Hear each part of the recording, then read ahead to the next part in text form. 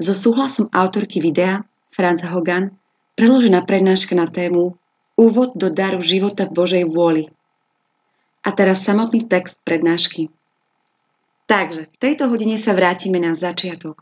Na úplný začiatok k dverám ABC. To je jediný spôsob, ako tento dar predstaviť. A popri tom všetkom, čo ste nevedeli, vám možno veľa vecí dôjde. Toto vysvetľuje toto doplňa tamto a toto pasuje tam. OK? Takže sa vraciame na úplný začiatok. To znamená späť k stvoreniu. Zoberiem vás od stvorenia po dnešok. A to je vlastne veľmi dôležité. A je to úvod do daru života Božej vôli, ktorý sa nám dnes ponúka. Ľudia boli na rôznych vyučovaniach, prišli na modlitebné skupiny, modlili sa, počuli o tom prednášku, ale v skutočnosti nemali niekoho, kto by im tento dar dal do nejakej celkovej štruktúry. Pretože to nespadlo len tak z oblakov, ale bolo to budované celé stáročia. Preto vám chcem poskytnúť tento celkový obraz a chcem začať odpoveďou na najdôležitejšiu otázku, čo je Božia vôľa. A bude trvať nesmierne veľa času, kým vám skutočne dám odpoveď. Ale absolútna odpoveď je, že je to esencia Boha. Ježiš hovorí, že Božia vôľa je operatívna časť Najsvätejšej Trojice, alebo časť Najsvätejšej Trojice, ktorá robí všetky rozhodnutia o tom, čo sa bude diať. Vo vašom vnútri je taktiež operatívna vôľa. Keby ste ju nemali, nedokázali by ste nič urobiť. Ak by ste nemali žiadnu vôľu, nebolo by vo vás nič, čo by vás prinútilo urobiť čokoľvek. Ani jesť. Je to vaša vôľa, ktorá vás núti konať.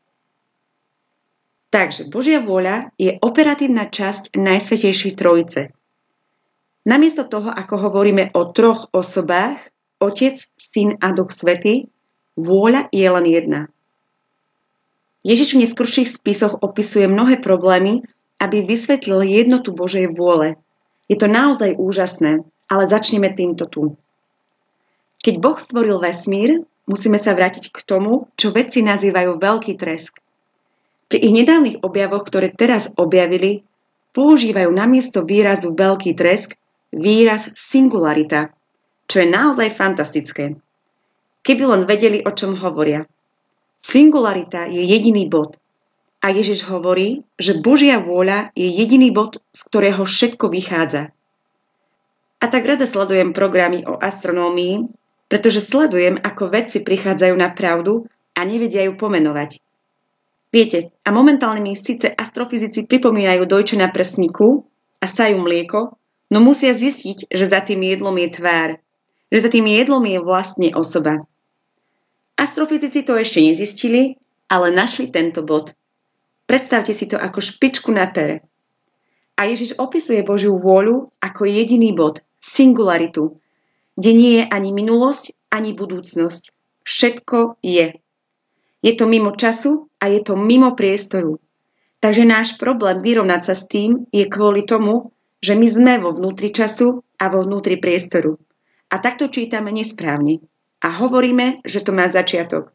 Ale v skutočnosti žiadny začiatok neexistuje. Je tu len večné teraz. Rozumiete? Keď Boh stvoril vesmír, jeho Božia vôľa sa stala operatívnym centrom vo všetkom, čo existuje. V galaxiách, planetách, hviezdach, mliečnych dráhach, slnečnej sústave, v Zemi, vo všetkom na Zemi a vo všetkých živočíchoch, všetkých rastlinách, dokonca aj v kameňoch. Vo všetkom. Ak by nemali Božiu vôľu, neexistovali by. Dáva vám to zmysel? Musíme si to ujasniť v hlave, pretože keď hovoríme o dare živote v Božej vôli, nehovoríme o tomto, hovoríme o niečom inom. A ľudia, ktorí sa s týmto darom stretávajú po prvý raz, prichádzajú s vedomosťami, že Božia vôľa sa v minulosti konala, robila. A my vám musíme pomôcť tieto vedomosti trochu rozšíriť. A keby Boh vzal svoju vôľu zvieratám, jednoducho by prestali existovať. Nerozpadli by sa, jednoducho by neexistovali. A ak by Boh vzal svoju vôľu zo mňa a vás, jednoducho by sme neexistovali. Je to operatívna časť Boha a operatívna časť vesmíru. Boh mohol urobiť len niečo podobné jemu. Neexistoval žiaden iný model. On je ten model. V neskôrších spisoch hovorí, že pohyb je život. Ak sa pozriete na oblohu, všetko sa hýbe. Pozrite sa od chvíle, keď je dieťa počaté. Dovolte mi názov dieťa. V momente, keď je dieťa počaté, je v maternici pohyb. Pohyb je znakom života. Na druhom konci života, keď lekári hovoria, že v srdci nie je pohyb, v krvnom systéme nie je pohyb, v pľúcach nie je pohyb, v mozgu nie je pohyb, ohlasia správne smrť. Pohyb je život. Pán tvorí obrovské množstvo toho, čo hovorím. Ja len vyberám zo pár vecí. A je to on, kto nám hovorí, že ak nejdeme vpred, ideme smerom k dezintegrácii. Ale veci vám povedia to isté, že buď idete vpred, alebo idete do dezintegrácie. Všetko sa musí pohybovať vpred. Ak je to v pohybe, je to život Božej vôle. A takto staré pomenovanie, čo sme používali, nie je zlé, ale ide o to, že teraz používame trochu iný jazyk. Cirkev povedala, že Boh bol prvotný hýbateľ. To je oficiálna doktrína cirkvi. Poďme teraz k stvoreniu Adama a Evy. A dúfam, že ste si nemysleli, že nikdy neexistovali, pretože je tu aj taký problém. A ja sa s ním nebudem zaoberať, pretože oni existovali. Ako to viem? Lebo Pán venuje toľko veľa času ich opisovaním v tých spisoch.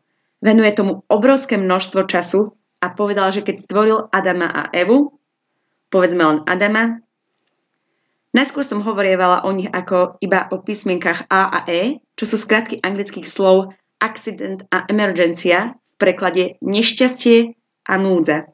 Pretože privádzajú celé ľudstvo do nešťastia a núdze. Preto ich nazývam A a E.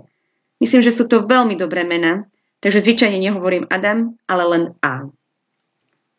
Takže keď ich Boh stvoril, nielenže dal svoju božskú vôľu ako operatívne centrum do ich bytosti, ale urobil niečo, čo neurobil planétam, ani zvieratám a neurobil ani rastlinám. To, čo urobil, bolo niečo úplne iné. Dal im slobodnú vôľu. Jediná osoba v existencii, ktorá mala slobodnú vôľu, bol Boh. Budeš ako Boh, schopný si vybrať. Dostali tento neuveriteľný dar, že si môžu vybrať. Zvieratá si nedokážu vybrať. Zvieratá si nedokážu sadnúť a povedať: počúvaj, už nás nebaví dávať ti mlieko, už to viac neurobíme. Neviete si to ani predstaviť. Však, ak nemajú slobodnú vôľu, musia to robiť. Rastliny nemôžu prestať rásť a dávať vám ich kvety a ovocie, pretože im nebola daná sloboda nerobiť to. Božia vôľa v nich hovorí, že toto je to, čo budete robiť a musia to robiť. Úplne iné je to u Adama a Evy, pretože oni boli jediné stvorenie na planéte Zem, ktoré mali slobodu vybrať si. Teraz by som sa mohla vrátiť do večnosti a povedať, že anjeli dostali šancu. Ale ja tam nejdem, zostanem tu, ak vám to nebude vadiť, OK?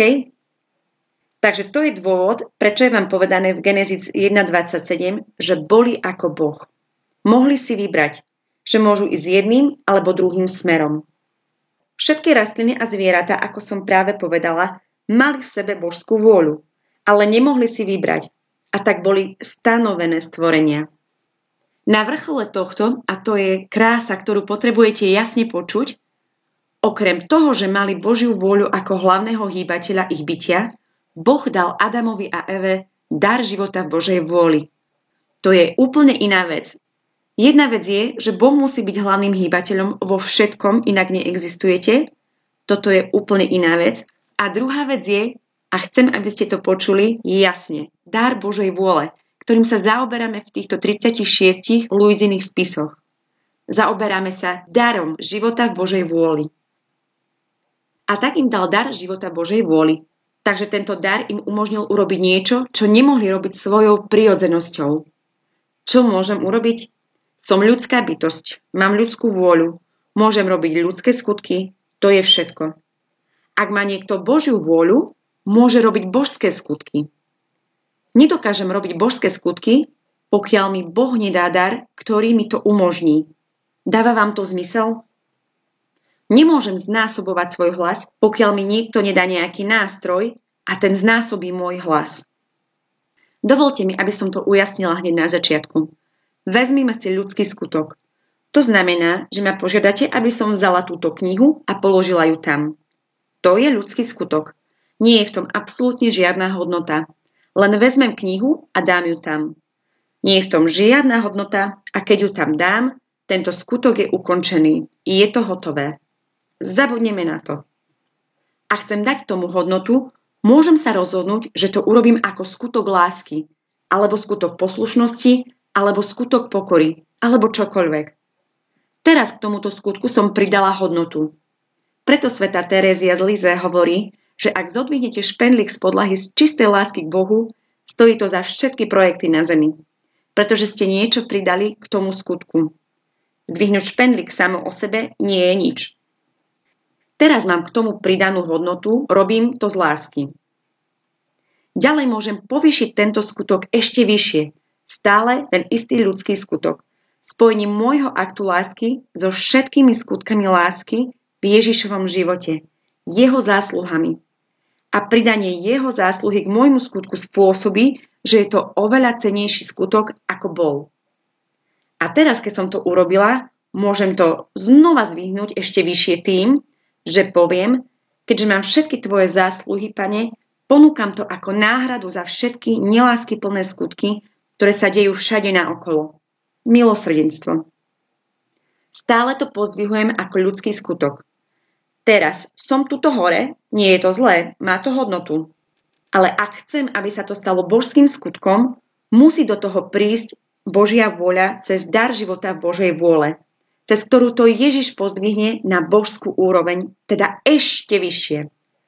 Preto je teraz môj skutok s Božou hodnotou. Dáva vám to zmysel? Tento božský skutok nikdy neprestane, pretože božský skutok nemá začiatok v ľudskom byti, ale v Bohu. Preto nikdy nekončí. Každý môj skutok lásky pokračuje navždy a navždy a navždy a navždy. Dáva vám to zmysel? Vidíte ten rozdiel, ktorý robí tento dar? Takže môžete veľmi zlepšovať skutky, ale potom príde on a zdvihne to hore. Iba on to môže urobiť. A to sa volá dar života v Božej vôle. Nemôžem si to zaslúžiť. Nájdete to v tejto malej brožúrke, kde sa nám Tony Higgins snažil zjednodušiť veci, aby sme sa dostali do tohto daru života v Božej vôli. Celá táto éra sa začala. Éra novej a božskej svetosti. Teraz, keď už sa to začalo, Ježiš hovorí, že ak chceš, urobí to pre teba. On jediný to môže urobiť.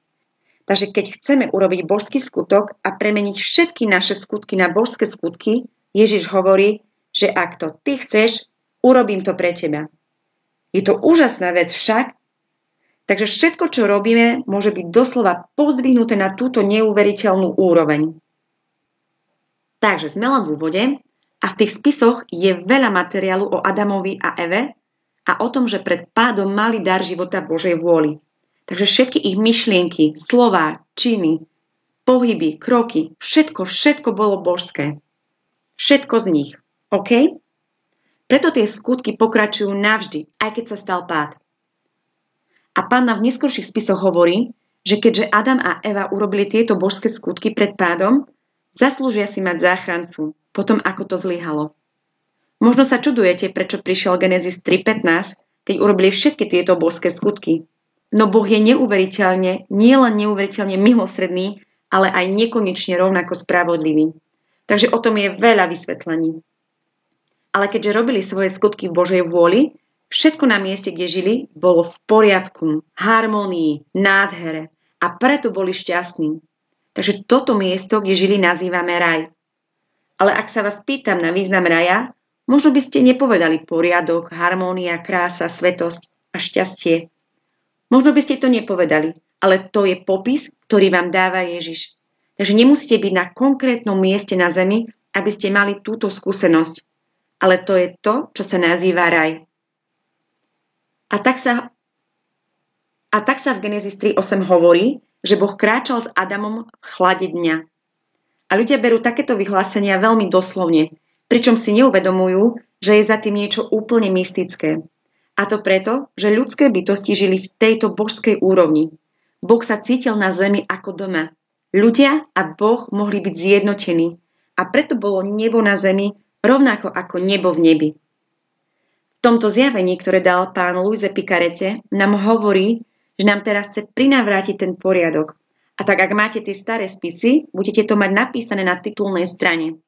Znovu povolanie stvorenstva k poriadku, miestu a zmyslu, pre ktorý bolo Bohom stvorené. To znamená, že pokračujeme tam, kde Adam skončil. Sme tak trochu v štafetovom behu a nadväzujeme na neho. Keď je táto neuveriteľná harmónia a pokoj na zemi, pretože ľudské stvorenia konajú Božiu vôľu na tejto božskej úrovni, Boh je oslávený na zemi. Posväť sa meno tvoje. To je význam slova posväť sa. Boh je oslávený na zemi. Znamenalo to, že Adamová vôľa a Božia vôľa boli spojené, boli jedno. Čo chceš ty, chcem ja, ale ja chcem to, čo ty chceš. Je to vlastne zjednotené, takže už nemáme dve vôle, máme jednu vôľu. Ak sú dve, vôle neboli by zlúčené. Ak sú zlúčené, je tu jedna vôľa. Preto to počujete najmä v Jánovom evaníliu. Mimoriadne výroky Ježiša, naznačujúce jeho vôľu zlúčenú s Otcom. Robím len to, čo mi hovorí môj Otec. Hovorím len to, čo mi hovorí môj Otec. Že učím len to, čo mi hovorí môj Otec, aby som učil. Otec a ja sme jedno. A takto to ide ďalej a ďalej a končí v Jánovi 14:31 a hovorí, že chcem, aby svet vedel, že milujem Otca a preto robím presne to, čo mi môj Otec hovorí. Otec a ja sme jedno. Keď sa pozriete na hodiny umúčenia, pochopíte, že Otec a Ježiš boli jedno a uvidíte celú vec z úplne iného uhla. Úplne iného uhla. Takže oni sú zjednotení, ich myšlienky boli Božie myšlienky, ich slova boli jeho a jeho slova boli ich a jeho myšlienky boli ich. To je zjednotenie, OK? To je to, na čo sme povolaní. Presne toto, nič menej. A preto všetky ich myšlienky, slova a skutky boli aj ľudské, aj božské skutky. Takže ľudská vôľa produkuje ľudské skutky, Božia vôľa produkuje božské skutky. Keď ich zjednotíte dohromady, získate ľudskú vôľu, ktorá koná božské skutky. Pochopili ste to? Takže všetky tieto skutky boli božské jednoduché preto, že sa do toho zapojila Božia vôľa. A čokoľvek robí Boh, je božské. Preto Adam a Eva boli schopní žiť, pracovať a modliť sa spôsobom, ktorý bol hodný Boha. A my potrebujeme počuť hodný Boha, pretože vy a ja patríme k padlému ľudskému pokoleniu a polovicu času nevieme, čo znamená urobiť čokoľvek alebo povedať čokoľvek, čo je hodné Boha. Takže chcem, aby ste teraz počuli niečo neuveriteľne dôležité. Pointa toho, čo som do tejto chvíle pomenovala je, že ako náhle sa ich vôľa spojila s Božou vôľou, potom ich myšlienky boli jeho a jeho myšlienky boli ich. Ale boli im darované aj iné dary s darom života Božej vôli. A jeden z týchto darov, ktoré dostali, bolo to, čo nazývame vliaté poznanie. Čo znamená, že dostávate poznanie od Boha, ktoré ste nikdy nečítali v žiadnej knihe. Nikdy ste ho neštudovali, ani nič iné. Napríklad v Genesis kapitole 2 sa dočítate, že Adam bol schopný pomenovať každý druh zvieraťa. Kto mu to povedal? Nikto. Mal vliaté vedomosti. A tieto vliaté vedomosti vlastne znamenali, že poznali Boha. Naozaj ho skutočne poznali. Poznať človeka znamená mať s ním intímny osobný vzťah. Skutočne poznali Boha. Vedeli, že stvoril všetko, vedeli, prečo stvoril ich. Poznali vlastnosti všetkých zvierat, všetkých rastlín, vedeli, prečo boli galaxie na nebesiach a nepotrebovali žiadnu školu, žiadne knihy, nič. Myslíte, že sa to deje aj niekedy teraz? Áno, deje sa to. Aj tu v Írsku. Boh v skutočnosti vlieva jeho poznanie do človeka. Komunikujem s človekom, ktorý mal absolútne neuveriteľnú skúsenosť s Bohom. A Boh mu potom povedal, že chcem, aby si prečítal Bibliu. A on žiadnu ani nemal, tak si jednu potom zohnal a prečítal ju. Spýtala som sa ho, ako dlho ti trvalo, kým si ju prečítal. A on povedal, že asi 5 týždňov. Fú, poznám ľudí, ktorí majú 50 rokov a nečítali ani ten stručný popis na obale. Spýtala som sa ho, a čítal si ju od Genesis po zjavenie? Áno. A rozumel si? A on povedal áno. Povedala som, že sa 50 rokov snažím vysvetľovať ľuďom Bibliu a stále majú problémy. On jej porozumel okamžite. To sú vliaté vedomosti. Toto je súčasť tohto Božieho daru a je to poznanie s porozumením, ktoré vám je dané priamo od Boha. Pamätáte si ten obraz Boha a Adama, ako sú zjednotení? Tak to je ono a je to dané priamo do vašej duše a vaša myseľ to postupne pochopí. Takže tie výnimočné veci ako počítač nikdy nepotrebovali. Chápete? To bol jeden z tých neuveriteľných darov, ktoré mali. Druhý dar bol dar imunity, ako by sme to dnes nazvali. Imunita znamená to, že nemali žiadne skúsenosti s chorobou, žiadnu skúsenosť s bolesťou, nemali skúsenosť s rozdvojenosťou, o ničom takom nevedeli. Nemali skúsenosť s nešťastím a nemali skúsenosť so smrťou. Preto mohol Satan povedať Eve: nie, nezomriete. Ona nevedela, čo to bolo. Ak povieš slovo zomrie trojmesačnému dieťaťu, ono nevie, o čom hovoríš. A ona to nepoznala. Takže mali dar imunity a ako tretie mali dar integrity. Tieto tri nám Pán chce vrátiť. To znamenalo, že v nich nebol žiadny hriech. A preto boli v úplnej harmonii s Bohom. To musíte vedieť. Pretože ak je vo vašom živote hriech, dar života v Božej vôle je stiahnutý. Je to jednoduché, pretože nič nesveté alebo nehodné nemôže vstúpiť do Božej prítomnosti. Preto v počiatočných fázach tejto cesty do novej jednoty s Bohom ľudia na začiatku zápasia. Takže všetko bolo v harmonii. V terajšom štádiu cirkvi, v ktorej sme, pravdepodobne si uvedomujete skutočnosť, že cirkev je asi v najväčšej kríze, ako kedy mala za celú svoju existenciu. A predsa je to moment, kedy Pán dáva svoj milostivý dar cirkvi a obnovuje nás absolútne nielen v tom, aká bola cirkev, ale celkovo na oveľa vyššiu úroveň. A tak pozerať sa na ľudí, ktorí sa obnovujú v Božej vôli, je trochu ako pozerať sa na trávu, ktorú sme videli pred pár mesiacmi po suchu, a prvú kvapku dažďa a spustili sa malé zelené výhonky. A povieš: ó môj Bože, sme späť v normálnom stave. Je to úžasné. Toto je nový život. Toto je nový rok. A Pán začína s lajkmi, obyčajnými ľuďmi. To je tá úžasná vec a všetky tieto zelené výhonky pochádzajú z dedičstva. Je to úplne fantastické. A tak on chce, aby sme sa práve teraz, tam, kde sa nachádzame v 3. tisícročí, vrátili k poriadku a miestu a účelu, pre ktorý sme stvorení. A to je to, o čom sa študuje v tých Luiziných spisoch od 1. až po 36. zväzok. Teraz sa musím vrátiť trochu späť a pozrieme sa na pád človeka. Musíme začať tam, inak nebudete vedieť, prečo je tento dar daný práve teraz.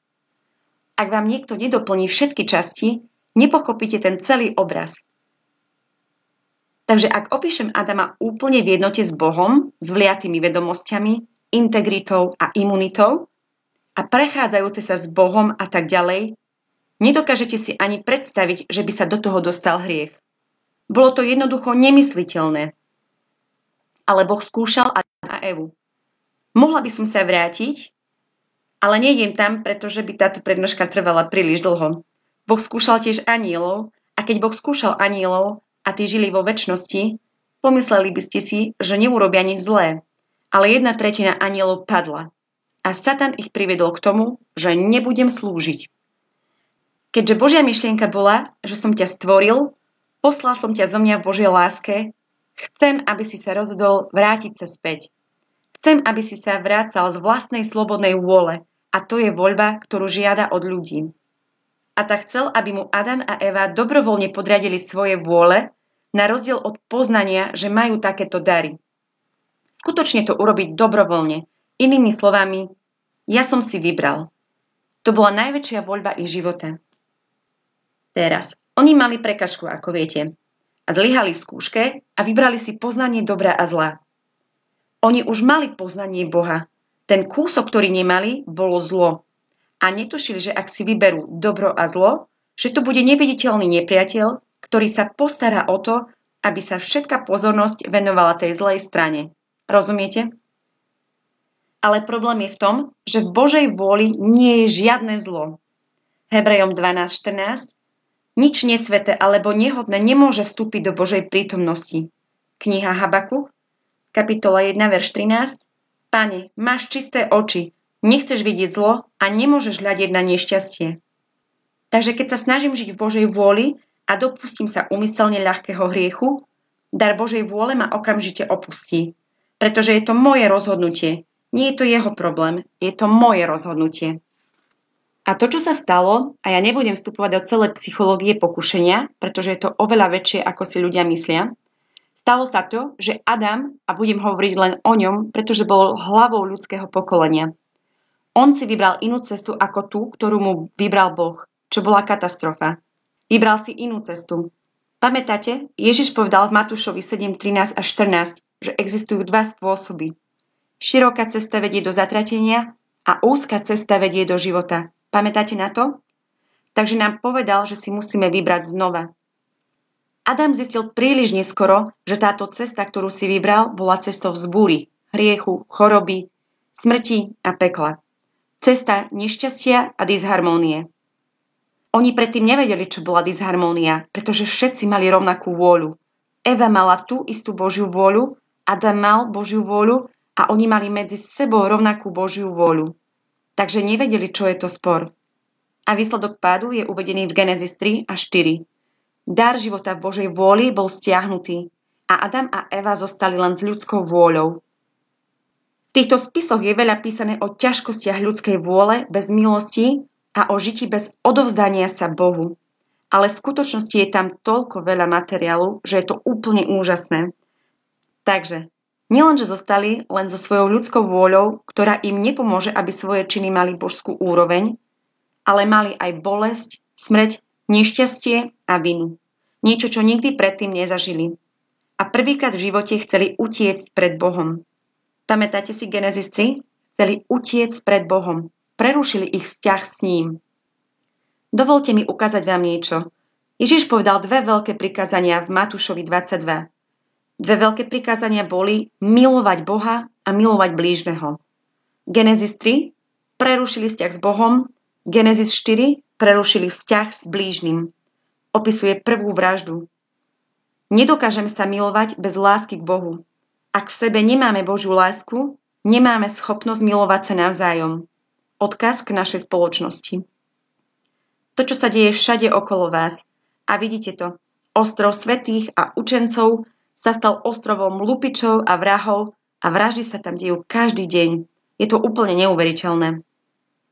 Takže, Božia vôľa bola stále v esencii, v podstate ich bytia, inak by neexistovali. Musíme to odlíšiť od toho daru života Božej vôle. Dobre?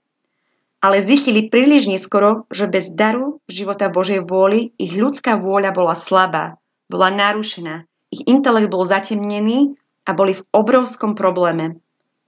Je to samo o sebe veľmi jednoduché. Boli odkazaní sami na seba. Všetky vliaté vedomosti boli preč. A tak všetko, čo vedeli o Zemi a dôvode, prečo tu boli, o zvieratách a rastlinách a galaxiách, úplne všetko bolo preč.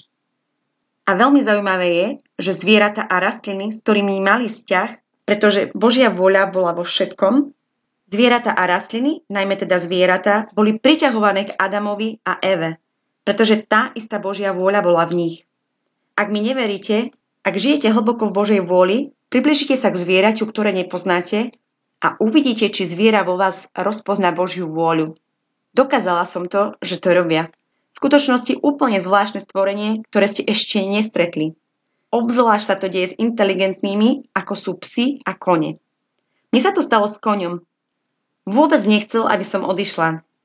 Tak som mu povedala, ty vieš, že ja a ty máme v sebe Božiu vôľu.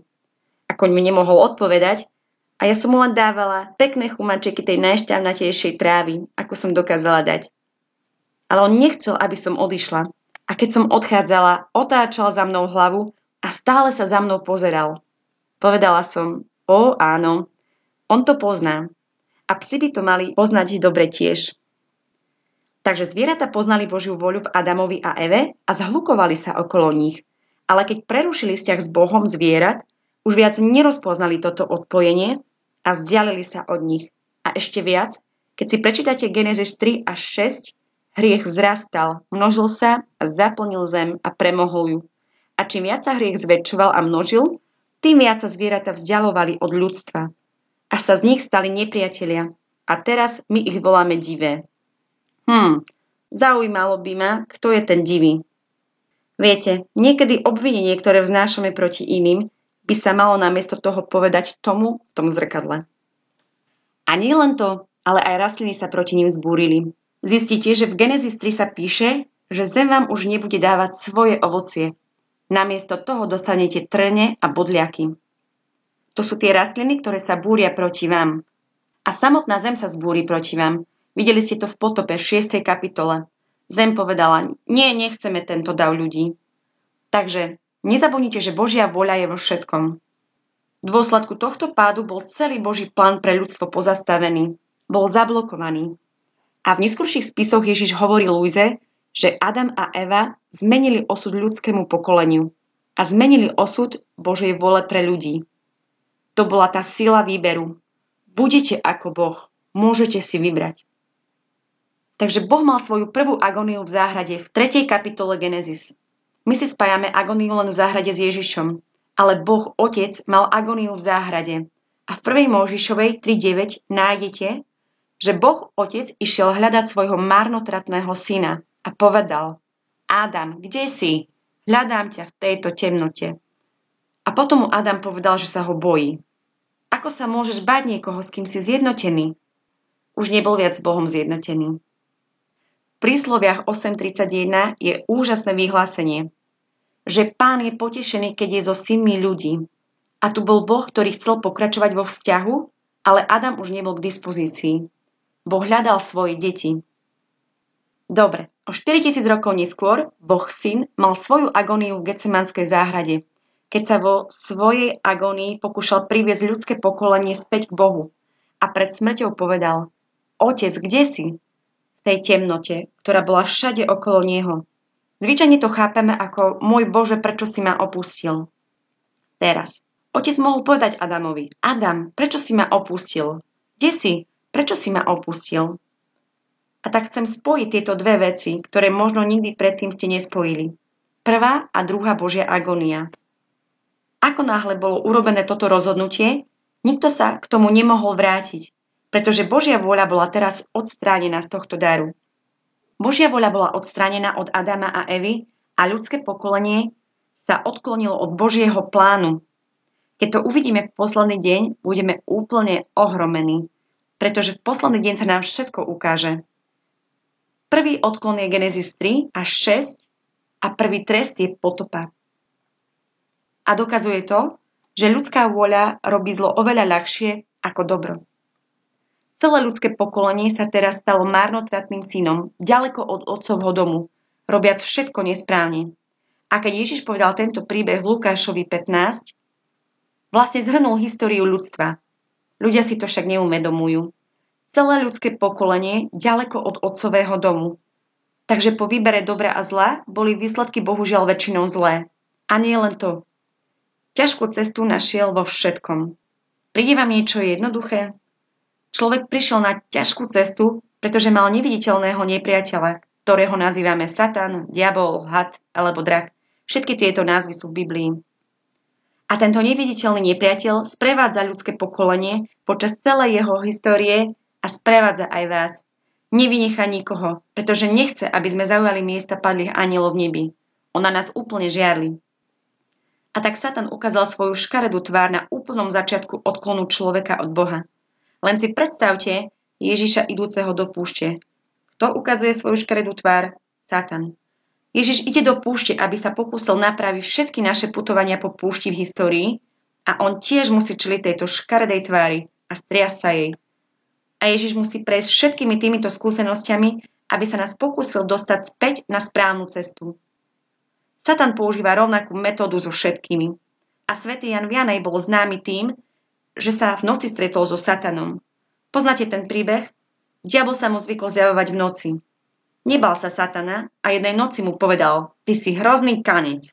A Satanové meno je hrdosť, takže mu nepovedal, že je šéf. A on sa spýtal: Čo ty myslíš? A Jan povedal: Robíš stále tie isté veci. A Satan odpovedal: No áno, lebo to funguje. A čo funguje?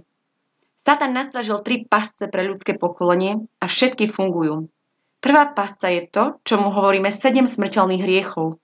A ako hovorím ja, ich bratranci a strýkovia sú tam tiež. Druhá pasca, ktorú vidíte po celom starom zákone, je problém falošných bohov, falošných náboženstiev, falošného učenia. Rovnako ako dnes po celom svete. To je druhá pasca. A tretia pasca je tá, ktorá udivuje každého. On používa trojitého kráľa. A číslo 3 je Boží podpis. Ježiš hovorí, že on sám používa trojitú vec, aby nás dal jednotlivo nadolu. A to sú peniaze, sex a sila. Na peniazoch nie je nič zlé, ak ich používate správne. Na sexe nie je nič zlé, ak ho používate správne. A nič nie je zlé s mocou, ak ju používate správne. Ale všetky tri sú veľmi silné a dokážu nás emocionálne dostať. A môžeme sa im oddať príliš veľa. Chápete, čo tým myslím? A tak môžu byť zneužité. A ľudské pokolenie používa sex tým najstrašnejším spôsobom, aby zničilo ľudské pokolenie. Len si spomente na všetko zneužívanie a obchodovanie s deťmi a tak ďalej. To je len malý príklad. Takže to pokračovalo ďalšiu éru. Viete, éra je 2000 rokov a približne 2000 rokov po Adamovi sa Boh rozhodol pre svoj prvý plán obnovy ľudského pokolenia. Prepáčte, že sa vraciam tak ďaleko, ale pochopíte tie spisy a tú víziu v nich, ak vám toto vysvetlím.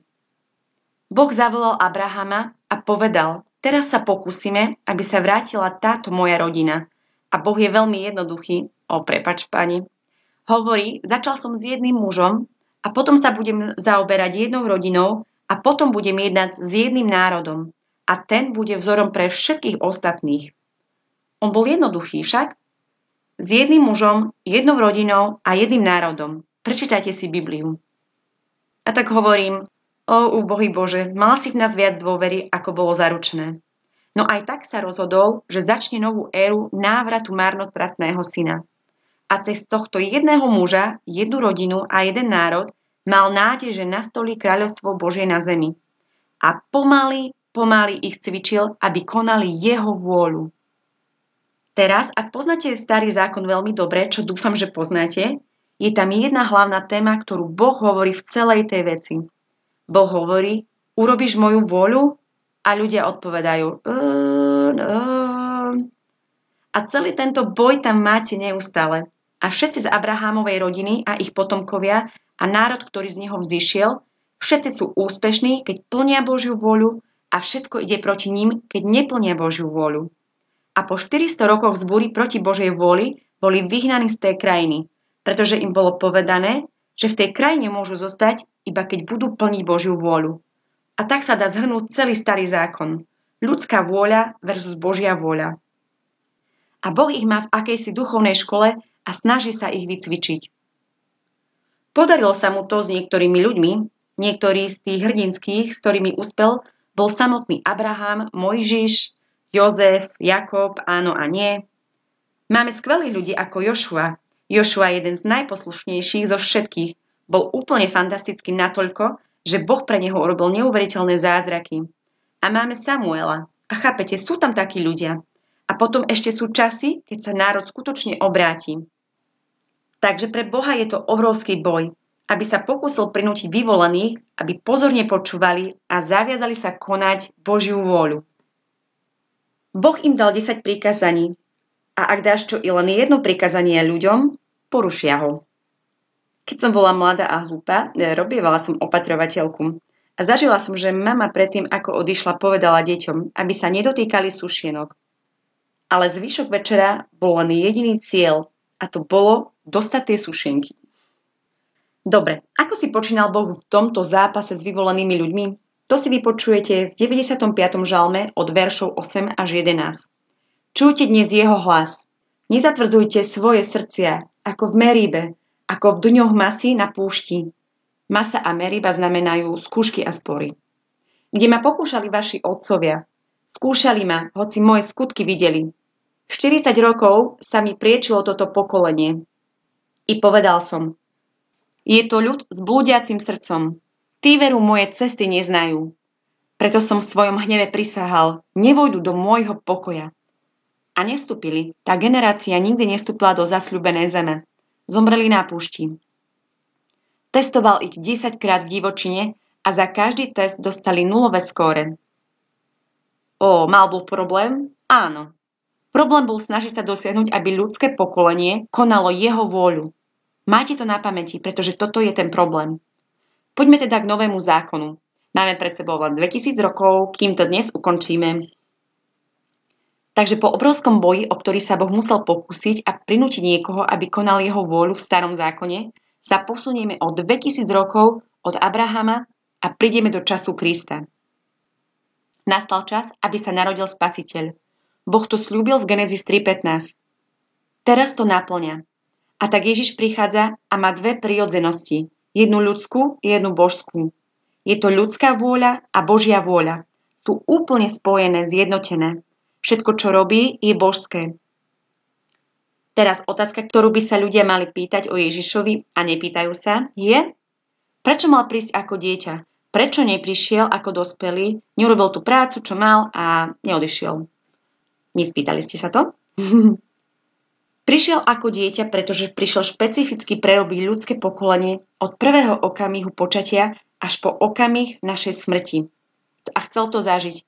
A tak urobil nápravu za absolútne všetko, čo sa pokazí pri počatí a od tej chvíle ďalej. A tak vytvoril nebeskú verziu každého jedného z nás v nebi. Je to odložené v nebi. Budeme sa tým zaoberať neskôr. Je to jedna z krás tohto zjavenia. V nebi je vaša nebeská verzia a Boh ju vidí. Nie je to úžasné?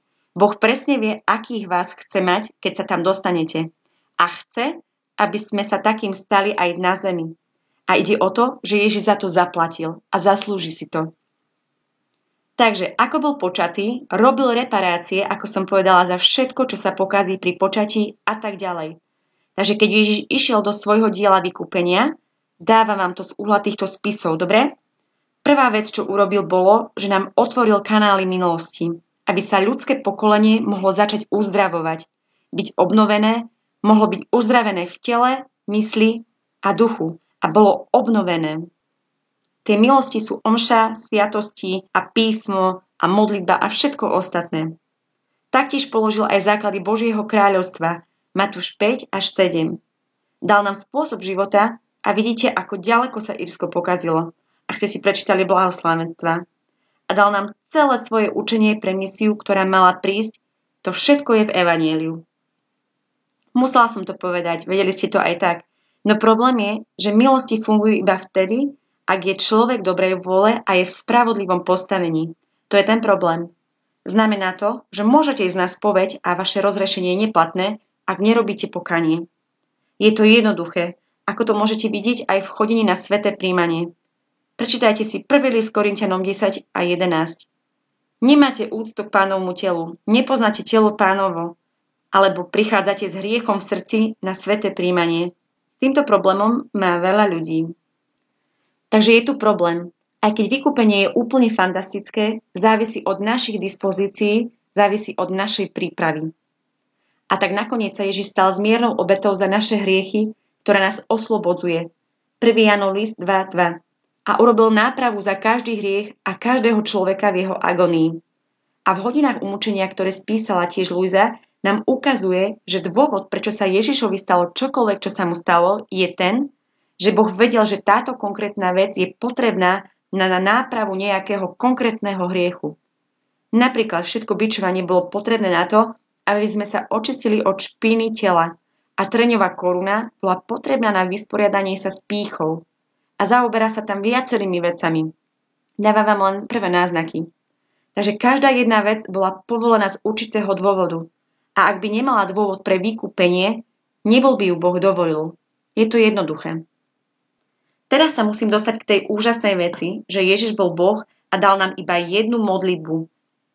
Čo sme mohli očakávať? Že nám dá celú dizertačnú prácu o modlitbe a že nám dá všetky tieto modlitby, aby sme sa modlili v takejto situácii, takto, v takej situácii. Nie, dal nám len jednu modlitbu. Takže ak nám dal iba jednu modlitbu, je v nej všetko. Znova, ja do toho robím len úvod. Je toho oveľa viac, čo sa dá povedať, ako poviem práve teraz. Toto je len v skratke, aby ste sa dostali do tempa tých udalostí. Takže všetko v modlitbe Otče náš pokrýva jednu Božiu záležitosť a dve naše potreby. ale naše potreby sú druhoradé. A spôsob, aký máme sklon ísť k Bohu, my ľudia, a nemyslím tým osobne vás a mňa, vo všeobecnosti chodíme k Bohu s daj mi. Inými slovami, chcem toto, chcem tamto, chcem toto. A nemusí to byť vaša skutočná potreba a nemusí to byť potreba ani nikoho iného.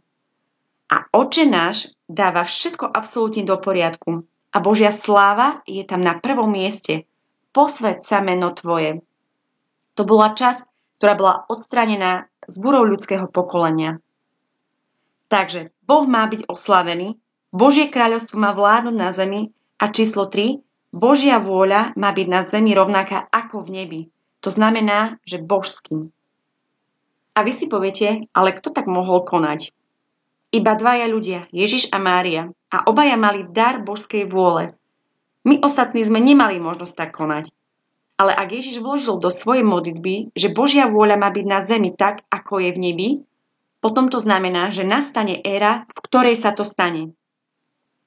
Ak sa vás ľudia pýtajú, kde sa začína toto zjavenie Božej vôle, vy povedzte v modlitbe Otče náš. A ja vám chcem ukázať dôležitosť toho, akým spôsobom to bolo dané a tak ďalej. Ak sa pýtate, ako sa môže Božia vôľa konať božsky na zemi, odpoveď je len tak, že Boh nám obnoví dar žitia v Božej vôli. To je jediný spôsob, ako sa to dá urobiť. Takže by ste mali mať okamžite ďalšiu otázku. Snažím sa ľudí naučiť klásť otázky. A ďalšia otázka je, prečo čakal tak dlho? A odpovieme aj na to.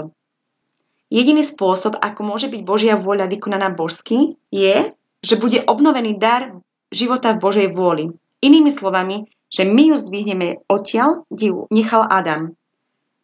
A to znamená, že sa vrátime k svojmu pôvodu.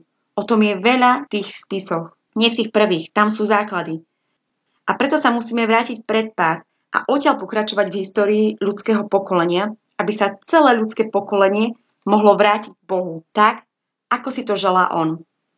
Je to dosť neuveriteľné, čo vlastne plánoval urobiť. Takže keď poviem, viete, že Božia vôľa nebola vykonaná božsky, musíte neustále chápať, že Ježiš a Mária sú výnimky. Nehovoríme o nich, hovoríme o padlom ľudskom pokolení. A tak sme mali Boží plán na obnovu ľudského pokolenia v starom zákone, potom Boží plán na obnovu ľudského pokolenia v novom zákone. A musím trochu ustúpiť, aby som vám doplnila tento obraz. Je to ako keď niekto maľuje a hovorí, teraz tu musím dať trochu modrej, tam trochu červenej a tak ďalej. Ak sa vrátite do Genesis 3.15, to bolo vtedy, keď Boh prisľúbil spasiteľa a keď Boh niečo povie, urobí to. Božie slovo je produktívne. Budete to počuť vo všetkých 36 spisoch Lúzy. Dávam príklad. Ak vám Boh v modlitbe hovorí odpusť, tam, kde potrebuješ odpustiť, automaticky ti dá silu urobiť to. On nie je ako my, keď hovoríme, musíš odpustiť tomu človeku. To sú iba prázdne slová. Neurobila som tými slovami toho človeka schopného, aby odpustil. Ale ak on povie odpusť, on ti dá silu urobiť to. Je to úplne iné však. Takže povedal, že pošle spasiteľa. Museli čakať 2000 rokov, ale poslal ho. A musíme zistiť, prečo museli čakať 2000 rokov. Teraz odpoviem na túto otázku, prečo čakal tak dlho. Počas 2000 rokov od Abrahama po Krista, keď pracoval na svojom pláne pokúsiť sa priviesť marnotratného syna späť, Boh posielal prorokov, svätých, mučeníkov, svätých ľudí k Božiemu ľudu. Taktiež poslal jeho slovo, aby ich viedol po celý čas. Ale od celého tohto ľudu, počas tohto 2000-ročného obdobia, ktoré sa nazýva éra, potreboval skombinovať modlitby, obety, utrpenie a mučeníctvo ľudí. A keď bola banka modlitieb, obeti a utrpenia plná, potom poslal spasiteľa. Dáva vám to zmysel? Keď sa vrátite späť a čítate žalmy, počujete modlitby z tej banky, vychádzajúce od ľudí, ktorí volajú, aby im Boh pomohol, aby urobil toto a áno, prinútil nás tiež kajať sa a tak ďalej. Počujete túto banku modlitieb. Myslím, že to znie fantasticky. Takže keď banka bola na dobrej úrovni, potom Boh stvoril blahoslavenú Pannu Máriu a stvorením blahoslavenej Panny Márie začal éru vykúpenia. Ale počkal, kým bude táto banka plná, čo je veľmi dôležité. Toto bude dôležité, aby ste pochopili dôležitosť našich skutkov v dare života v Božej vôli. A pri jej stvorení jej dal dar života v Božej vôli od prvého okamihu jej života. Zjavenie o blahoslavenej Panne Márii, ktoré je tu uvedené, je jednoducho úžasné, úplne úžasné. A Ježiš nám hovorí, že svoju vôľu odovzdala Bohu v prvom okamihu. Ľudia, ktorí majú problémy s potratmi a podobne, tomu nerozumejú, pretože on hovorí, zasvetil som ťa predtým, ako si sa narodil. Chápete? Poznal som ťa predtým, ako si existoval. Takže naša požehnaná matka bola prvá ľudská bytosť. Vynecháme Ježiša ako človeka, pretože on bol Boh. To je iný prípad. Ona bola prvou ľudskou bytosťou, ktorá kráčala po tejto zemi s darom života v Božej vôli od Adama. A tak toto je skutočný krok vpred, pretože všetky myšlienky, slová, skutky, pohnutky a túžby a úplne všetko je zjednotené v Božej vôli. Všetko robí božské skutky, nielen ľudské. A preto jej príhovor za spasiteľa mal väčšiu hodnotu ako všetky modlitby všetkých svätých pred ňou. Dáva vám to zmysel? Jednoducho preto, že tie modlitby sú božské. Potom je nám povedané v Lukášovi kapitole 1, verš 38, že ako dospelá oficiálne odovzdala svoju vôľu Bohu. Fiat mihi secundum verbum tum. Nech sa mi stane podľa tvojho slova v čase vtelenia. Takže to bolo konkrétne odovzdanie jej vôle v čase vtelenia, ktoré umožnilo druhej osobe Najsvätejšej Trojice prísť k nám. Toto odovzdanie vôle jednej ľudskej bytosti je strašne dôležité, aby ste neskôr pochopili Luizu, pretože on sa riadi rovnakou schémou. A tak táto plná banka modlitieb a všetko tam muselo byť predtým, ako mohla byť stvorená. A v dôsledku toho sa mohlo vstať vtelenie. Vidíte, cieľom celej veci bolo vtelenie, ale aby ste mali vtelenie, musela prísť ako prvá Najsvätejšia Panna. A Ježiš v týchto spisoch vysvetľuje, že Boh robí všetko s tými najneobyčajnejšími detailami. Keďže to bola žena, ktorá iniciovala pád ľudského pokolenia, musela to byť žena, ktorá iniciovala vykúpenie. A povedal, že dal aj ženu iniciujúcu posvetenie, čo je úplne úžasné. Takže bolo to 2000 rokov od čias Krista po súčasnosť, keď začal odhaľovať Božiu vôľu Louise Picarete. A opäť to, čo požadoval, boli modlitby, obete, utrpenia a mučeníctva všetkých svätých za tých 2000 rokov kresťanstva. Tá banka tam musela byť. Vidíte, čo vlastne robí? Je to pre mňa fascinujúce. A muselo to tam byť a počas tohto času posielal svätých, prorokov, učiteľov a posielal svoje slovo, aby bolo zabezpečené, že sme vedení po celej ceste. Tá paralela je vlastne presne rovnaká. A keď bola banka plná, potom vytvoril Louisu Picaretu.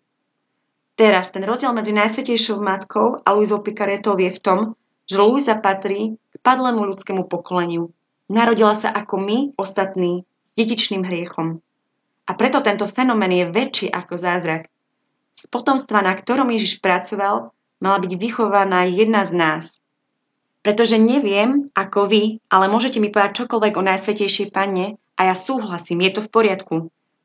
Myslím tým, že jej bola daná táto mimoriadna cesta nepoškvrneného počatia. A dar života v Božej vôli jej bol daný, úplne všetko. Takže čokoľvek iné, čo môžete povedať, že Boh cez ňu robil, je v poriadku. Nie je to problém. No skúste to dať jednému z nás, ktorý patria k padlému ľudskému pokoleniu.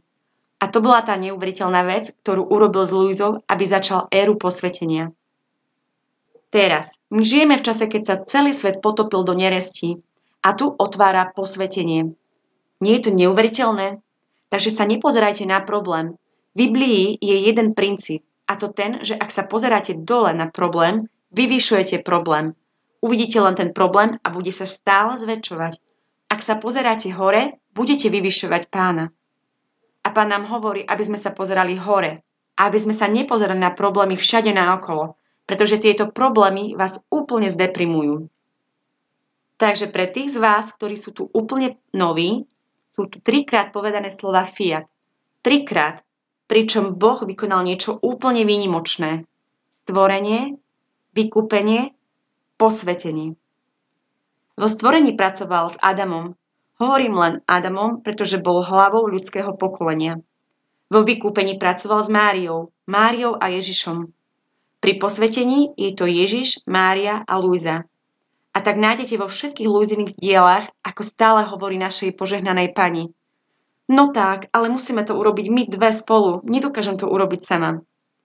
Je to úplne úžasné. Vidieť to. Takže je to Ježiš, Mária a Luisa. A to všetko je súčasťou triumfu dvoch srdc, Ježiša a Márie. A dôjdeme k tomu tiež. Takže len veľmi rýchlo, pretože ešte požiadam Dolores, aby vám v iný večer prednášok poskytla malý životopis o Luise. No čo nájdete v prvom a druhom spise je, že Luisa je zobratá na atmosférickú cestu do mimoriadnej svetosti. A ak viete niečo o duchovnosti, a ak ste v minulosti čítali knihy, svätý Ján z Kríža bol považovaný za veľkého v 16. storočí. A opisuje nám dosiahnutie jednoty s Bohom. A to bolo ulala. No Luisa to mala predtým, ako mala 17 rokov. A pred 20 mala 2 ďalšie zjednotenia s Bohom. Bola vzatá do neba pre svoje druhé manželstvo a potom vzatá späť na zem pre tretie manželstvo a vydala sa za ukražovaného. Necháme to na Dolores, chcela som len trochu dodať k tomu, pokiaľ príde čas na ňu. Takže potom, čo dosiahla tretie zjednotenie, 3 je označenie Boha, dostala dar života v Božej vôli. Prvá bytosť padlého pokolenia, ktorá bola pozdvihnutá na túto úroveň. Adam to mal predtým, ako padol, naša požehnaná matka nebola súčasťou padlého ľudského pokolenia, takže Luisa je prvá z padlých s dedičným hriechom. To je to, čo je na tom tak neuveriteľné. A preto je to ponúkané nám, aby sme povedali áno, vydajte sa na túto cestu. Cesta je pre vás teraz otvorená. A tým, že Ježiš to urobil pre ňu, otvoril tým kráľovstvo Božej vôle na zemi. Toto je naplnenie modlitby Otče náš. A aby nám bolo umožnené robiť to, čo ľudia zo starého zákona nemohli urobiť, pretože nemali dar Božej vôle, a keď sa dostanete hlbšie do života v Božej vôli, budete skutočne súcitiť s ľuďmi v starom zákone, lebo oni sa pokúšali urobiť niečo bez tohto daru. A nás teraz žiada, aby sme to urobili s týmto darom. Preto môžeme uspieť. Adam mohol uspieť, keď ten dar mal. Bez neho nemohol uspieť. A chcem, aby ste premýšľali o histórii Božieho ľudu v starom aj novom zákone ako o strome s malými začiatkami a nádhernými koncami. Ježiš sám povedal, že horčičné semienko, pamätáte si, najmenšie zo všetkých sa stane veľkým stromom. V starom zákone počas tohto obdobia 2000 rokov ľudia museli rásť. Hovorím o ľuďoch ako celku, a nie o jednotlivcoch. Ľudia museli dospieť k pochopeniu toho, čo to znamená byť vyvoleným ľudom. A čo znamená byť Božím ľudom? Bolo to pre nich veľmi ťažké. A keď prídete do doby Nového zákona, cirkvi bolo dané 2000 rokov, aby dospela a pochopila, kým je a prečo vznikla. A teraz sme vlastne v bode, keď cirkev dosiahla svoju zrelosť. Nikdy by ste si nemysleli, že cirkev dosiahla svoju zrelosť však, no v skutočnosti dospela. Ak by cirkev nedosiahla svoju zrelosť, nikto by nepočúval túto prednášku. Ani vy, ani ja. A nerozprávali by sme sa o tomto a nikto z vás sa ani netvári, že je to niečo zvláštne. Preto cirkev dosiahla bod zrelosti. Nie je to neuveriteľné? A vec je taká, že on si stále vyberá slabé veci tohto sveta, aby zmiatol silných. Preto sme tu dnes večer, vy a ja. Je to skvelé. Stále používa rovnaký princíp. Keď postavíte Izrael ako vyvolený ľud do paralely s cirkvou, je to celkom fascinujúce. Obaja mali svoje dobré časy a svoje zlé časy. Obaja mali svojich svätých a svojich hriešnikov. Obaja mali svoje časy jednoty a ich časy nejednoty. A predsa napriek tomu, napriek všetkému, čo ste čítali v starom zákone, keď prišiel čas na Ježišovo vtelenie, boli pripravení. Skutočne boli pripravení. A vy mi poviete, nie, neboli. No v skutočnosti boli pripravení. Teraz nie každý jednotlivec, ale národ bol pripravený. A je to rovnaké s cirkvou dnes, napriek krízam, v ktorých sme, na národnej aj medzinárodnej úrovni. Cirkev je pripravená. A nie len to. Pán pripravuje ľudí vo všetkých skupinách robiacich obnovy už od 60. rokoch a privedol všetkých do bodu, čo bude ďalej, keďže ste prešli všetkým tým a potrebujete vedieť, aký je ďalší krok. Takže vám chcem ukázať, čo je ďalší krok. Keď Ježiš skutočne prišiel vo vtelení, v Izraeli boli dve hnutia. Jeden bol národ a ten národ sa stal svetským. Len si to spojte s tým, kde sme dnes my. A národ ako celok už odišiel od Boha. Národ odmietol svojho Mesiáša a vlastne ho zabil. A musel niesť následky. Ale v tom národe bol svätý ostatok. To je to druhé hnutie. A bol to veľmi svätý ostatok. A oni milovali Boha a prijali svojho Spasiteľa a nasledovali ho a on prostredníctvom nich naplnil svoj plán. To je presne to, čo sa deje dnes. Ale najskôr budem pokračovať ešte s nimi. Tento národ zažil krutý trest ako dôsledok odmietnutia a zabitia Mesiáša, ktorý bol Božím synom. A týmto trestom bol zničený chrám, ktorý bol centrom ich verejného uctievania, mesto, ktoré bolo centrom ich vlády a bol zničený ich národ. A obyvateľstvo bolo deportované do celého sveta na 1948 rokov, nazývaní potulní Židia. Prečo? Pretože si v hneve na seba uvalili strašnú kliatbu. Povedali, že jeho krv na nás a na naše deti, ktorí sú naši potomkovia. Toto šialené nadšenie ich prenasledovalo. Ďaká Bohu, že sme už za rokom 1948.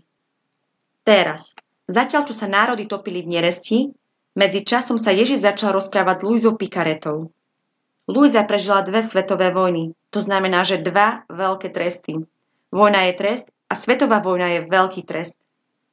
16 miliónov zomrelo v prvej svetovej vojne, 65 miliónov v druhej svetovej vojne a 70 miliónov zomrelo na chrípku po prvej svetovej vojne.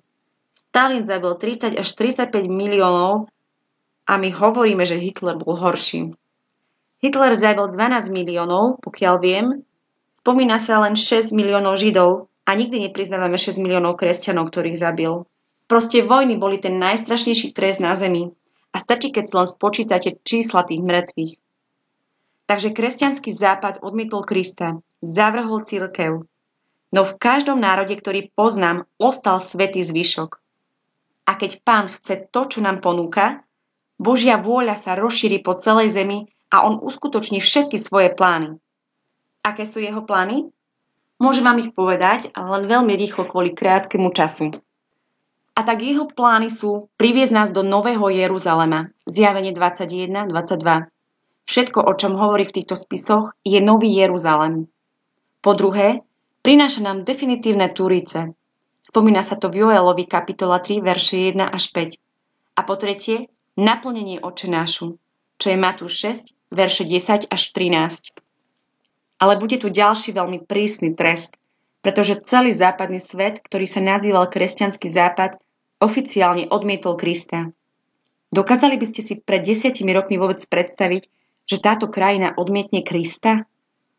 Odmietla. A tiež odmietla cirkev. Oni skutočne musia niesť následky. A ten dôvod je v Skutkoch kapitola 4, verš 12. Nie je pod nebom iného mena daného ľuďom, v ktorom by sme mali byť spasení. Nie je tam žiadne iné meno, žiadny iný spasiteľ. Ale ten trest očistí cirkev. Prinesie víťazstvo tých 2 srdc a ustanoví kráľovstvo Božej vôle na zemi, tak ako je v nebi. To nie je zlý výsledok však? Ak vám lekár povie, viete, veci sú zlé, musím urobiť takúto hroznú operáciu, ale potom budete žiť, súhlasili by ste? Nepáči sa vám rozsah operácie, nepáči sa vám skutočnosť, že sa budete mesiace a mesiace snažiť zotaviť a niekto sa na vás ležiaceho na posteli bude usmievať, ale súhlasili by ste.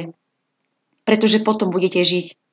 A tak keď sa pozrieme na spravodlivosť, ktorá musí prísť, pretože zem bude obnovená a na zemi začne kráľovať Božie kráľovstvo a príde Nový Jeruzalem, my musíme povedať áno.